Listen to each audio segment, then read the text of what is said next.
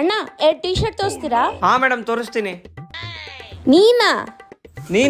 ನಾನು ಬಿಟ್ಟೋದ್ಮೇಲೆ ಈ ಬಟ್ಟೆ ಶಾಪಲ್ಲಿ ವರ್ಕ್ ಮಾಡ್ತಿದ್ಯಾ? ಅದೆಲ್ಲ ಬಿಟ್ಬಿಟ್ಟು ನಿನ್ಗೆ ಏನ್ ಬೇಕು ಹೇಳು. ಅವನ ಹತ್ರ ಏನ್ ಮಾತಾಡ್ತಿ? ಡ್ರೆಸ್ ತೋರ್ಸ ಅಂತ ಹೇಳು.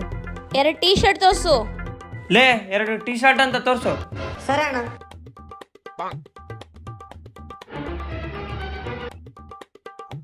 ಇದು ನನ್ಗೆ ಇಷ್ಟ ಆಯ್ತು. ಇದ್ ನನಗಿಷ್ಟ ಆಯ್ತು.